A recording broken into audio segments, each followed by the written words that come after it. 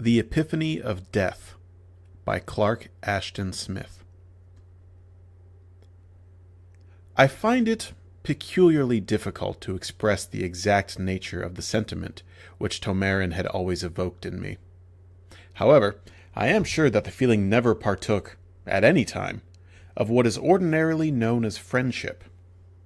It was a compound of unusual aesthetic and intellectual elements, and was somehow closely allied in my thoughts with the same fascination that has drawn me ever since childhood toward things that are remote in space and time, or which have about them the irresolvable twilight of antiquity.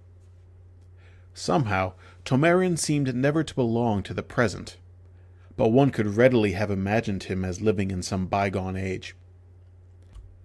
About him, there was nothing whatever of the lineaments of our own period, and he even went so far as to affect in his costume an approximation to the garments worn several centuries ago. His complexion was extremely pale and cadaverous, and he stooped heavily from poring over ancient tomes and no less ancient maps. He moved always with the slow, meditative pace of one who dwells among far-off memories and reveries, and he spoke often of people and events and ideas that have long since been forgotten. For the most part, he was apparently unheedful of present things, and I felt that for him the huge city of Ptolemaides in which we both dwelt, with all its manifold clamor and tumult, was little more than a labyrinth of painted vapors. There was a like vagueness in the attitude of others toward Tomarin, and though he had always been accepted without question as a representative of the noble and otherwise extinct family for whom he claimed descent, nothing appeared to be known about his actual birth and antecedents. With two servants, who were both deaf mutes, who were very old and who likewise wore the raiment of a former age, he lived in a semi-ruinous mansion of his ancestors, where it was said none of the family had dwelt for many generations. There he pursued the occult and recondite studies that were so congenial to his mind, and there, at certain intervals, I was wont to visit him. I cannot recall the precise date and circumstance of the beginning of my acquaintance with Tomarin. Though I come of a hardy line that is noted for the sanity of its constitution, my faculties had been woefully shaken by the horror of the happening with which that acquaintance ended. My memory is not what it was, and there are certain lacunae for which my readers must contrive to forgive me. The only wonder is that my powers of recollection have survived it all, beneath the hideous burden they have had to bear. For, in a more metaphoric sense, I have been as one condemned to carry with him, at all times and in all places, the loathsome incubi of things long dead and corrupt. I can readily recall, however, the studies to which Tomarin had devoted himself, the lost demonian volumes of Hyperborea and Mu and Atlantis, with which his library shelves were heaped to the ceiling, and the queer charts, not of any land that lies above the surface of the earth, on which he pored by perpetual candlelight. I shall not speak of these studies, for they would seem too fantastic and too macabre for credibility, and that which I have to relate is incredible enough in itself.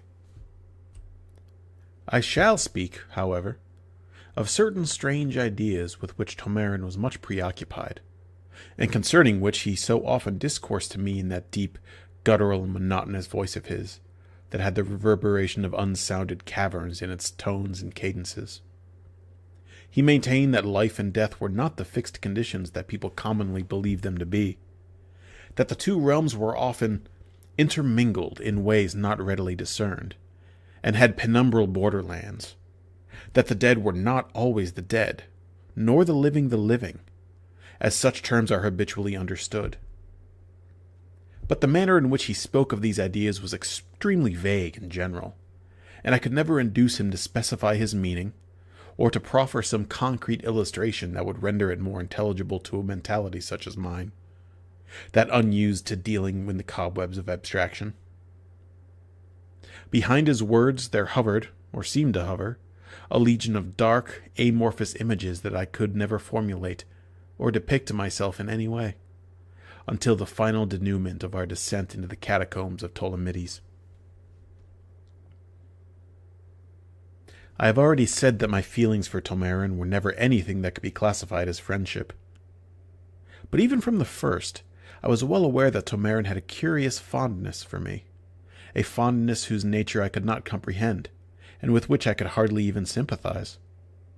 Though he fascinated me at all times, there were occasions when my interest was not unalloyed with an actual sense of repulsion. At whiles, his pallor was too cadaverous, too suggestive of fungi that had grown in the dark, or of leprous bones by moonlight.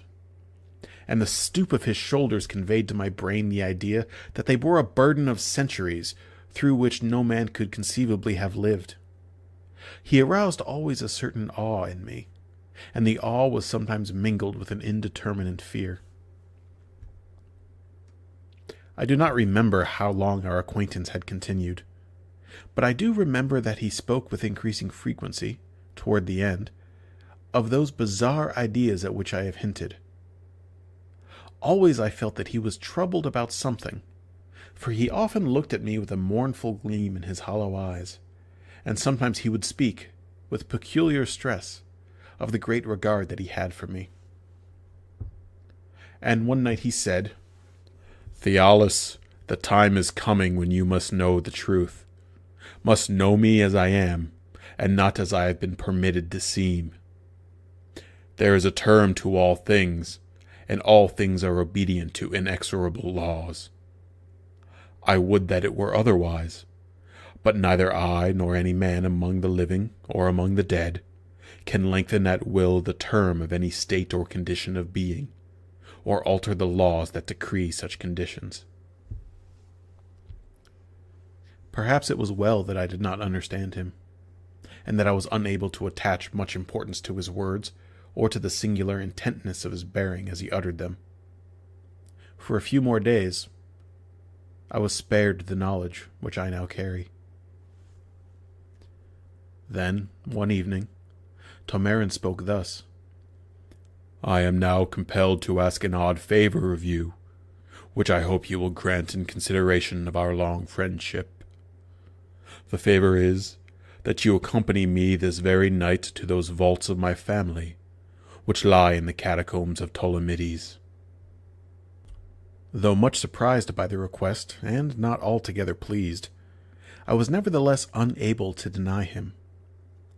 I could not imagine the purpose of such a visit as the one proposed, but, as was my wont, I forbore to interrogate Tomarin, and merely told him that I would accompany him to the vaults, if such were his desire. "I thank you, Theolus, for this proof of friendship," he replied earnestly. "Believe me, I am loath to ask it, but there has been a certain deception, an odd misunderstanding which cannot go on any longer. Tonight you will learn the truth." Carrying torches, we left the mansion of Tomarin, and sought the ancient catacombs of Ptolemaides, which lie beyond the walls and have long been disused, for there is now a fine necropolis in the very heart of the city. The moon had gone down beyond the desert that encroaches towards the catacombs, and we were forced to light our torches long before we came to the subterranean adits, for the rays of Mars and Jupiter, in a sodden and funereal sky, were not enough to illumine the perilous path we followed among the mounds and fallen obelisks and broken graves. At length we discovered the dark angweed-choked entrance of the charnels, and here Tomarin led the way with a swiftness and surety of footing that bespoke long familiarity with the place. Entering, we found ourselves in a crumbling passage where the bones of dilapidated skeletons were scattered amid the rubble that had fallen from the sides and roof.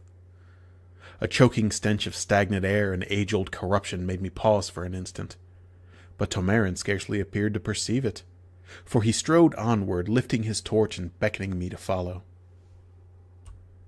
We traversed many vaults in which moldy bones and verdigris-eaten sarcophagi were piled about the walls, or strewn where desecrating thieves had left them in bygone years. The air was increasingly dank, chill, and miasmal, and mephitic shadows crouched or swayed before our torches in every niche and corner. Also, as we went onward, The walls became more ruinous, and the bones we saw on every hand were greener with the mold of time. At length we rounded a sudden angle of the low cavern we were following. Here we came to vaults that evidently belonged to some noble family, for they were quite spacious, and there was but one sarcophagus in each vault. "My ancestors and my family lie here," announced Tomarin. We reached the cavern's end and were confronted by a blank wall. At one side was the final vault, in which an empty sarcophagus stood open. The sarcophagus was wrought of the finest bronze and was richly carven. Tomarin paused before the vault and turned to me. By the flickering, uncertain light, I thought that I saw a look of strange and unaccountable distress on his features. "I must beg you to withdraw for a moment," he said, in a low and sorrowful voice. "Afterward, you can return." Surprised and puzzled, I obeyed his request and went slowly back along the passage for some distance. Then I returned to the place where I had left him. My surprise was heightened when I found that he had extinguished his torch and had dropped it on the threshold of the final vault. And Tomarin himself was not visible anywhere. Entering the vault, since there was seemingly no other place where he could have hidden himself, I looked about for him, but the room was empty. At least, I thought it empty till I looked again at the richly carven sarcophagus and saw that it was now tenanted, for a cadaver lay within, shrouded in a winding sheet of a sort that has not been used for centuries in Ptolemaides. I drew near to the sarcophagus, and peering into the face of the cadaver, I saw that it bore a fearful and strange resemblance to the face of Tomarin. Though it was bloated, and puffed with the adipocere of death, and was purple with the shadows of decay. And looking again, I saw that it was indeed Tomarin. I would have screamed aloud with the horror that came upon me, but my lips were benumbed and frozen, and I could only whisper Tomarin's name. But as I whispered it, the lips of the cadaver seemed to part, and the tip of its tongue protruded between them. And I thought that the tip trembled, as if Tomarin were about to speak and answer me. But gazing more closely, I saw that the trembling was merely the movement of worms, as they twisted up and down and to and fro, and sought to crowd each other from Tomarin's tongue.